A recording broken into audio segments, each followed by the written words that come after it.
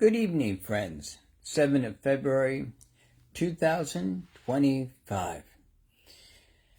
Again, more stories of Jake and the Hobo, my summer of love.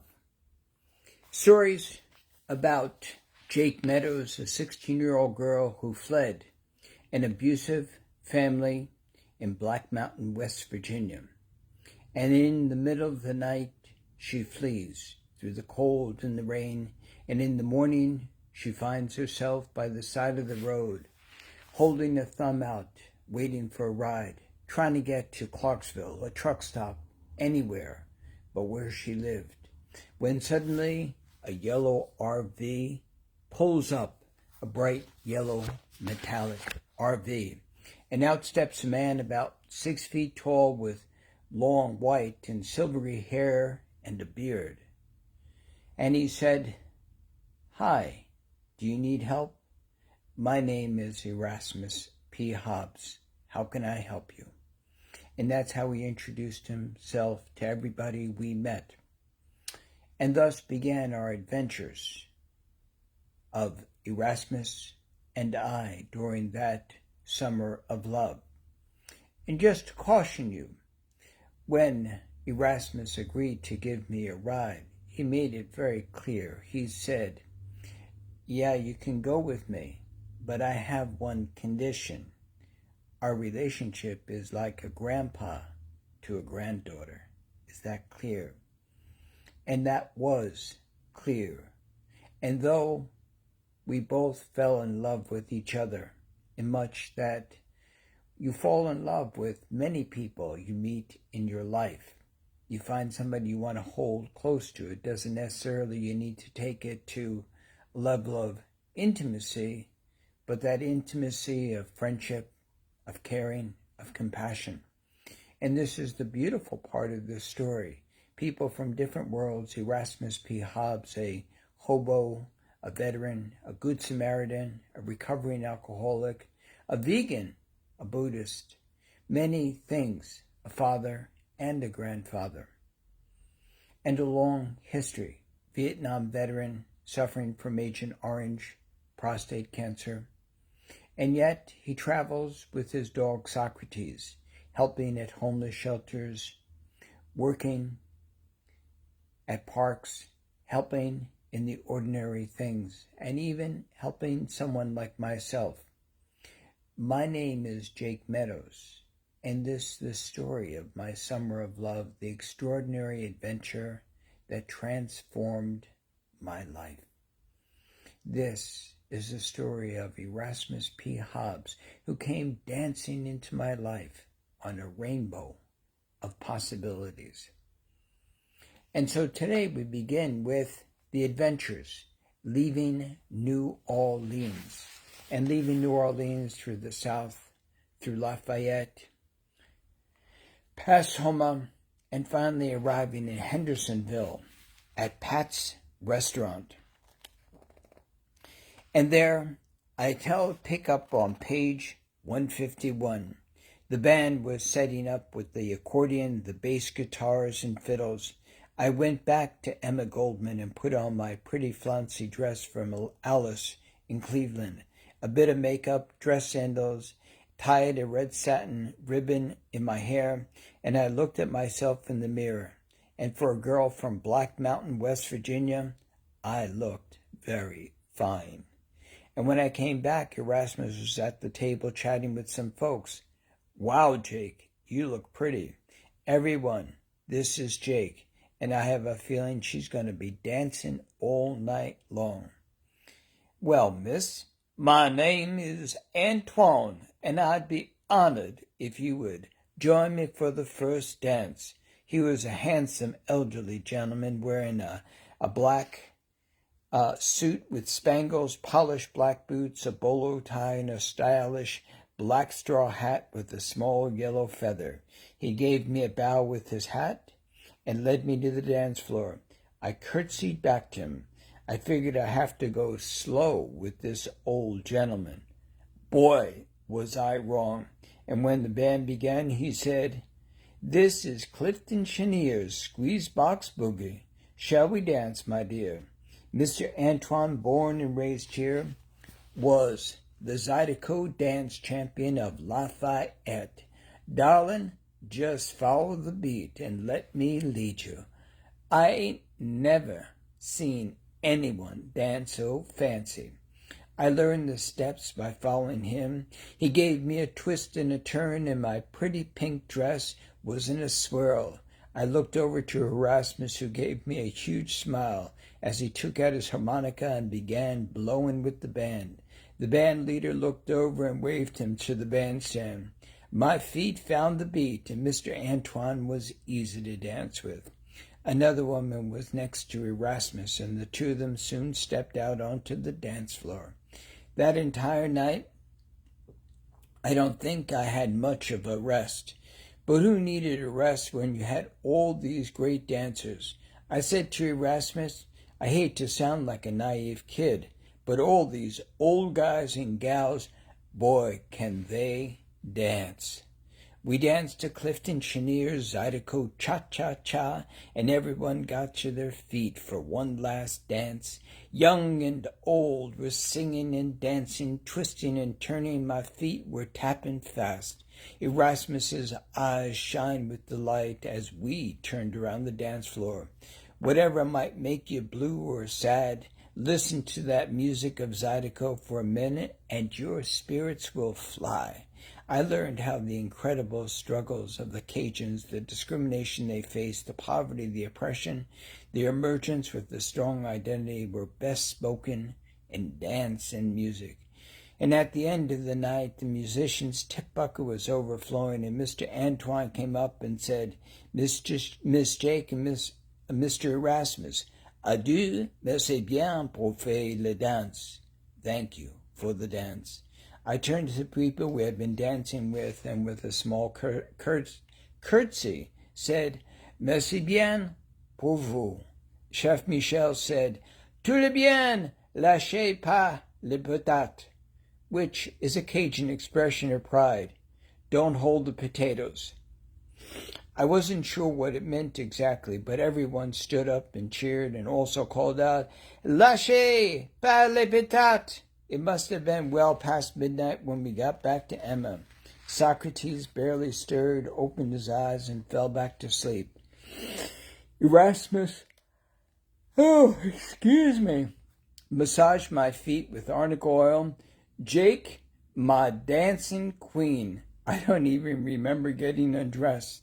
I fell asleep as Erasmus put a comfort over me and said, Dormez bien. I remember the applause and the cheers in my head as I went to sleep. The birds chattering woke me up from a deep sleep. It was still dark out, and I looked at the clock to see that it was 8 a.m. Socrates was snoozing next to me. He had the cutest little snuffling snore. Erasmus was cooking up front on the stove. Good morning, Sleepy. Man, you were one dancing girl last night. You didn't sit down once. You must be starving. Like always, once he said food, I was immediately hungry and sang to him. So, hey, good looking, what you got cooking? How about cooking something up for me? Even before I had my first tea or washed my feet, I was humming one of those great Zydeco dance tunes from last night. My feet were sore, but I was happy. Grits, fruits, papaya juice should get you started. You were everybody's favorite dancer. They want you back after you learn the steps. Antoine, Captain Jack, and everyone wanted to dance with you. I spoke with Captain Jack last night, and he left us a canoe to paddle through the bayou. Freshen up and let's eat. I'm ready for a paddle. We sat outside while the morning light was creeping up on the bayou. The birds were chattering, and it was a heavenly choir. Light came through the canopy of Spanish moss, and the cypress trees loomed overhead. On the riverbank, herons and egrets were already on the hunt, and the great blue heron rose up in the morning, her wings spread in a fluttering flight of blue. A gator appeared, sleepily swam along, and opened its big yap for breakfast. Though my feet ached, I managed to do some yoga and stretches. Erasmus at Limber, as always, did his half-hour of hatha yoga and played guitar. I could have easily stayed in this little sanctuary. Everywhere I turned in the world was alive with the sound of the bayou. A dove was cooing above, a pink bird with a snout like a huge spoon was in the shallow water, and the spectacular painted bunting was nearby. I took out my camera and snapped a picture so I could draw it later. Look at her! Blue, red, yellow, green. I've got a painter. Let's go canoeing.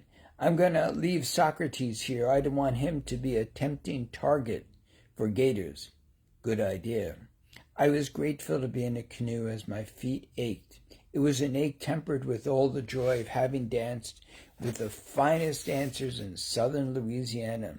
The stately cypresses loomed above us with their drape of Spanish moss. Erasmus paddled steadily, his strokes barely disturbing the water.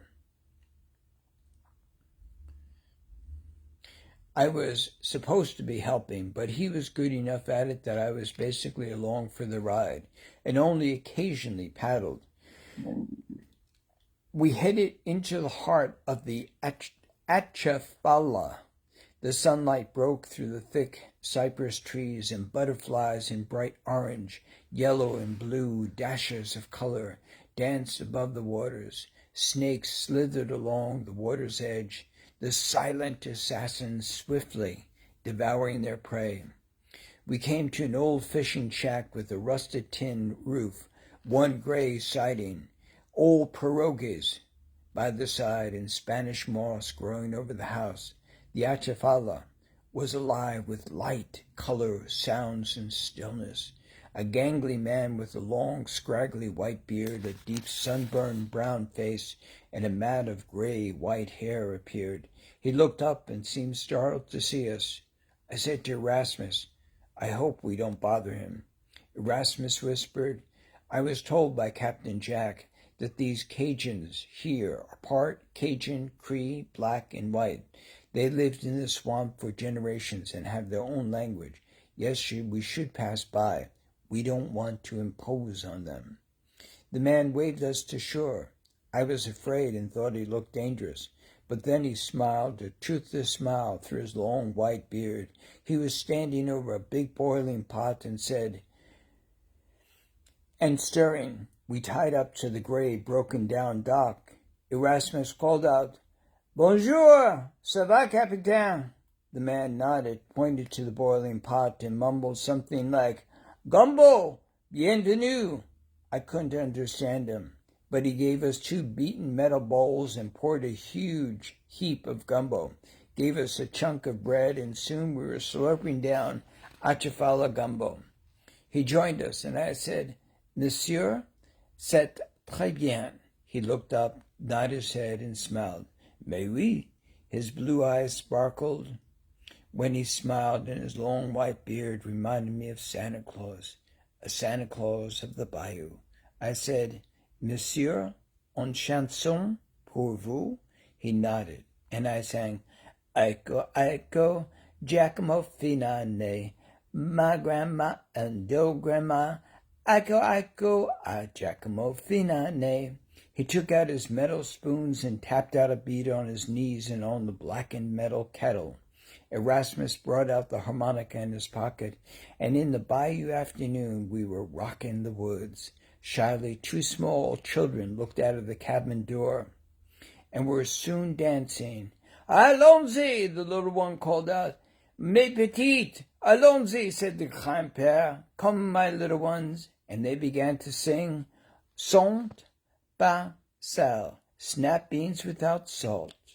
A thin black woman came through the door with a little accordion, and soon we were dancing and playing music, and Grandpa took out his fouettoir, a washboard with bells and whistles, and it sounded like a proper Zydeco band. Well, friends, that might be a good place to stop for today. This is the story of Jake and the hobo.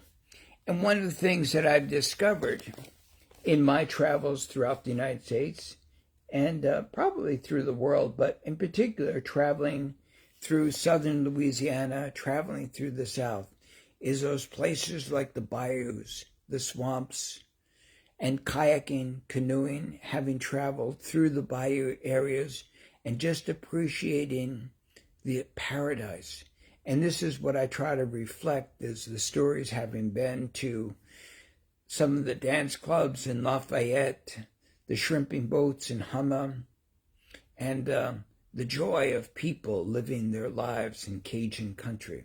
So I hope you will consider Jake and the Hobo, My Summer of Love. You can get it at Vermont Dark Poetry Press. And you can also just type in Jake and the Hobo, and it's there. So thank you for listening tonight. Namaya here. And we will continue the journey of Jake and the Hobo, My Summer of Love.